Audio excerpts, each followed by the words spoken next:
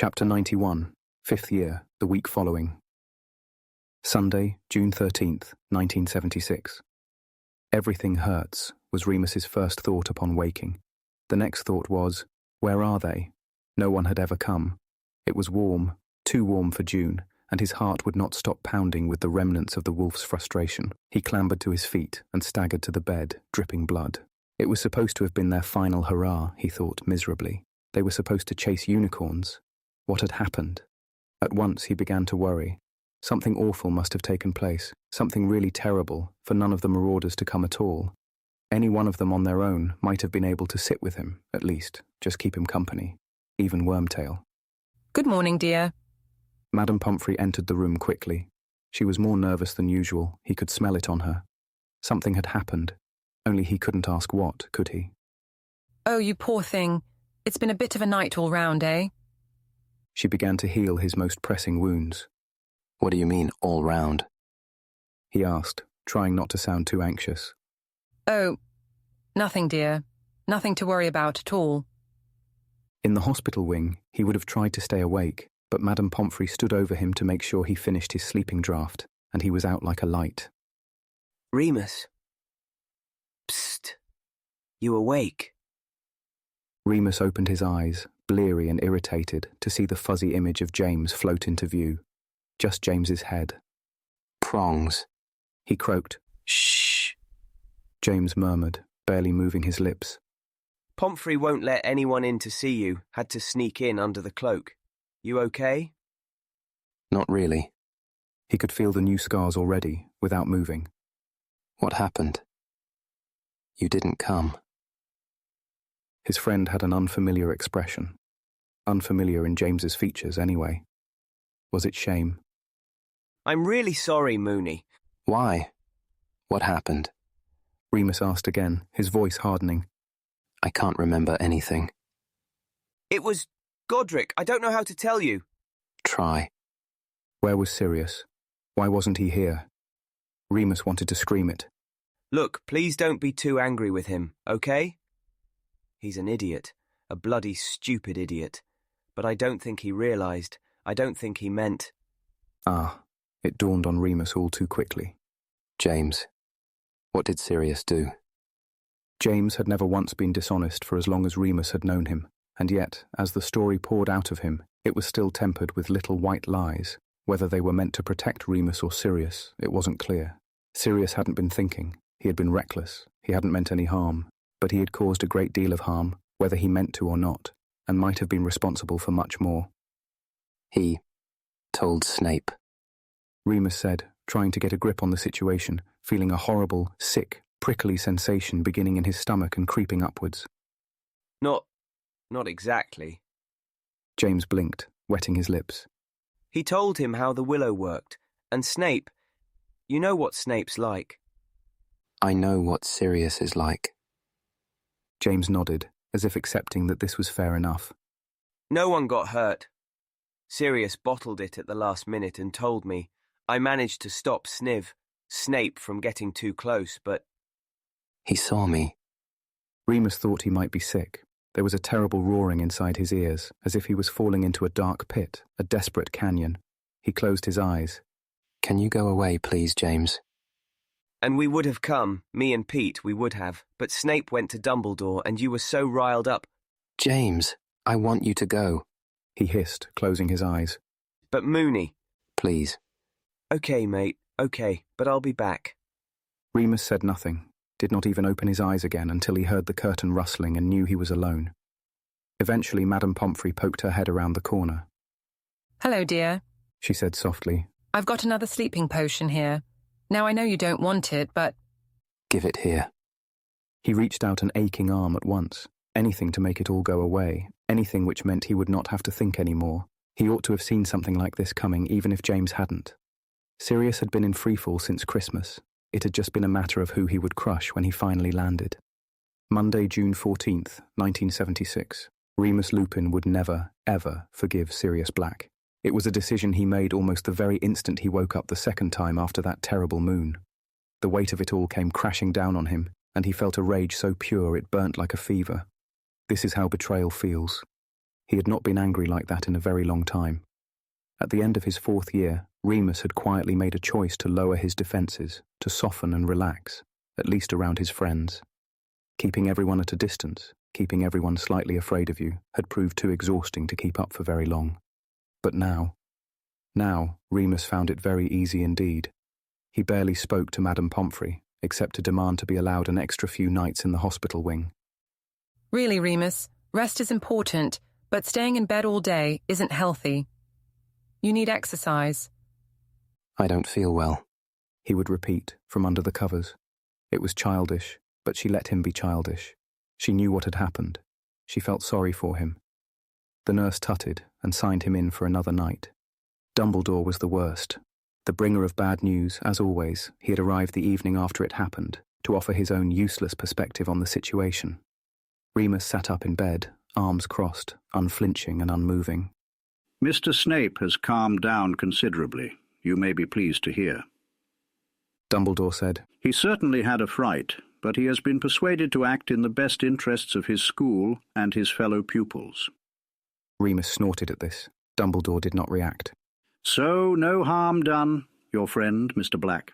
Not my friend, Remus said, without looking at Dumbledore. He stared forward. Remus? Is he expelled? No. Dumbledore said quietly. What Sirius did was incredibly foolish, incredibly dangerous. But it was a mistake. I have no doubt that he is truly repentant. He has learnt a valuable lesson here. Oh, brilliant. Remus snorted again, tightening his arms as if they were all that kept him together. As long as the Black Heir has learnt a good moral lesson. As long as it's benefited his personal development. Remus? As long as we can all look back on this and think, what an excellent parable. Thank goodness we all know now exactly what happens when you send your enemy after a deadly fucking monster. Remus? He stopped, his face hot, and finally looked at Dumbledore. Cool, forget-me-not blue eyes stared back at him. Remus was reminded of their first meeting. He'd been rude then too, and angry. You have every right to feel what you are feeling, Dumbledore said, calm as ever. And rest assured, Sirius will be punished. Remus wanted to mumble something sarcastic about the effectiveness of detentions when it came to Sirius Black. He didn't. Dumbledore continued. I will caution you now, as I did once before, when a childish prank got out of hand. Passion is an important quality, but we must all learn to exercise control. Bit late for that. You have been horribly let down by somebody close to you, and I'm very sorry. But you cannot let this incident...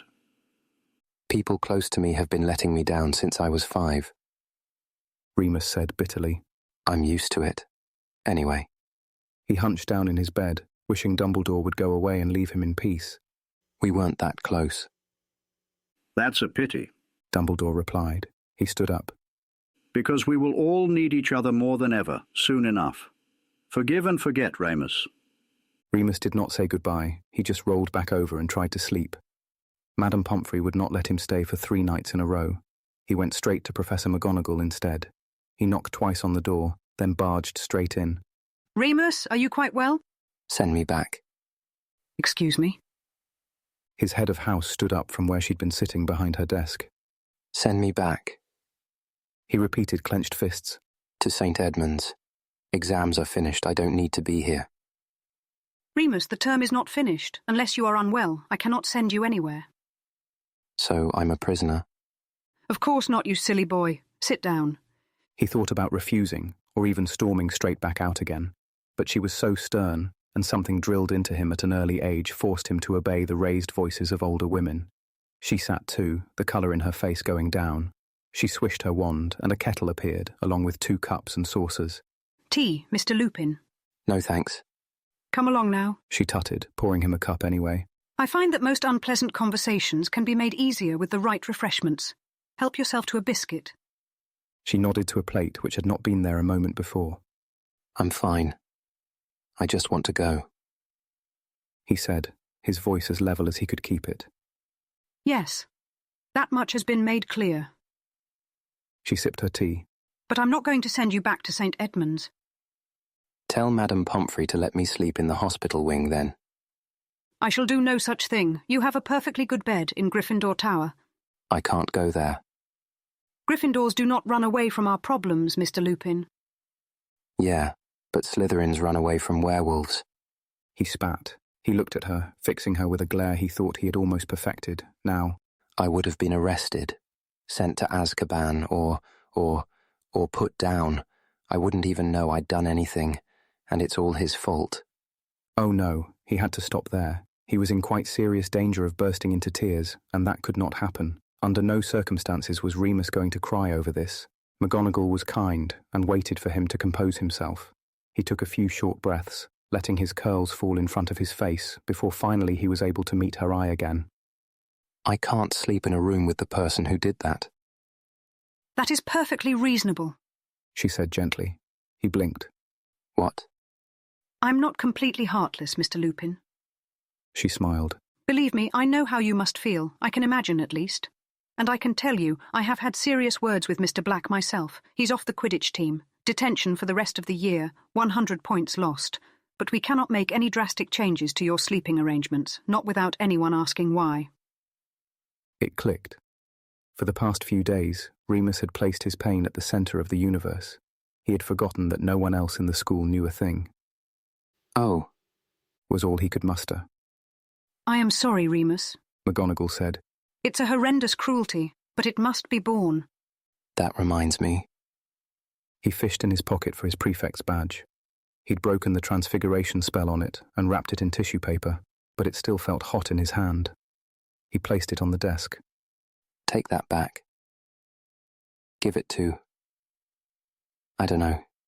Give it to James. I can't do it anymore. Remus. McGonagall sounded sad now, pleading. Don't let this set you back. Talk to your friends. He shrugged. Can I go? He went to the library. Where else? It would be simple enough for the marauders to find him if they wanted to, but then they had the map too. There was nowhere to hide, except maybe the Shrieking Shack, and Remus would be damned if he ever spent longer in there than absolutely necessary. Fortunately, everyone else seemed to be outside enjoying the early summer sunshine, leaving the library pretty much empty. He read, or tried to anyway. It wasn't easy to concentrate when his own brain kept interrupting. Should never have snogged him. Look, piss off, I'm not in the mood. Oh, charming, you're the one who keeps trying to chat. I want to talk to Grant, not you. You're a shit substitute. Well, you've got to ask yourself what that says about you, Doncha. Find someone real to chat to, if you're so keen. What's it got to do with the kiss? Ooh, it's a kiss now, is it? Snogging's good enough for Grant, but for the great and glorious Sirius Black, it's kissing la-di-da. Either be helpful or leave me alone. I told you, or the real Grant told you, not to kiss him. You thought you got off easy when he decided to ignore it, but now you're paying. You're saying I did this. It's what it sounds like. That's not very kind. Was I supposed to be? I miss Grant. Tough luck. Eventually it began to get dark. He missed dinner. He didn't think he could bring himself to eat in front of the marauders anyway. He just waited.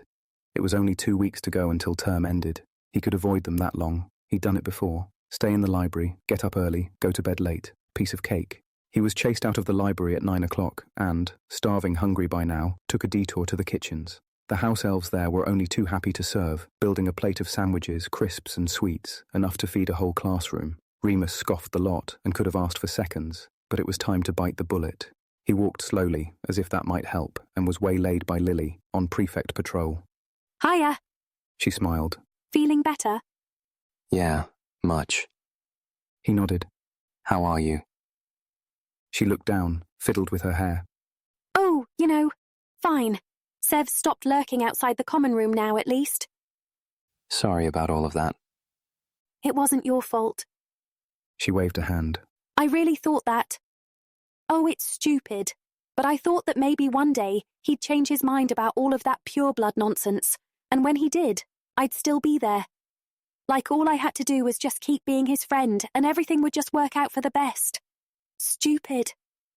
She shook her head. Not that stupid. He replied, because it seemed like a nice thing to say. Yeah, well, could have saved myself a lot of heartache. She shrugged stoically. What are you doing wandering around anyway? Go to bed. You've not been well. He smiled at her. He hadn't smiled for ages. He was about to turn and keep going when something made him change his mind. He bent down and wrapped his arms around Lily, squeezing her. She hugged back, which only made him grip harder until he had lifted her off her feet, and she squealed, laughing. God, you're stronger than you look, Lupin. Sorry. He blushed, setting her down. No, it was nice. She smiled up at him, patting his shoulder. You okay? Yeah. He didn't feel okay, entering the common room. Fortunately, it was very quiet. Some students still had exams, others were wiped out after a long day in the hot sun. The marauders were not there, but they had been recently. Remus knew exactly what he was going to do. It had fallen into place in the library as he mulled over the first confrontation like a play he had to rehearse. He went up the stairs. It was silly, he knew, but ever since his birthday, he had lingered, just for a second, on that one step in the staircase, every time he went up to bed or down for breakfast. This castle kept memories. The Marauder's map had taught him that much, and that step had held Remus's sweetest memory of all. He stepped over it now, resolute. He pushed the door open with some force, startling the three boys inside. They were sitting on their beds. Peter was in his pyjamas, looking glum. Remus could only assume that meant no change with Desdemona. James was half undressed, rattling around in his bedside cabinet for something. Sirius was reclining, clearly about to make a sarcastic comment. When Remus entered, he sat up straight. Remus walked straight to his own bed and picked up his pyjamas. He did not speak, but went straight for the bathroom, which he locked, then cast a silencing spell over. He didn't want to hear them. He wasn't sure how he'd react to it. He washed. He brushed his teeth. He put on his night things. Remus was more than aware that he lost some of his authority when dressed in a pair of baggy blue and white pyjama bottoms and a greying vest, but he had quite a few new scars and didn't want to undress in front of them. He took a deep breath. He walked out, crossing quickly to his bed. Mooney, Sirius started. Remus ignored him and turned to James.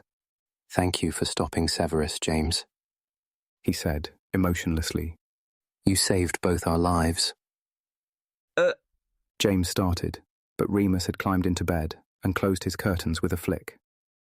Well, he thought to himself, that's that then.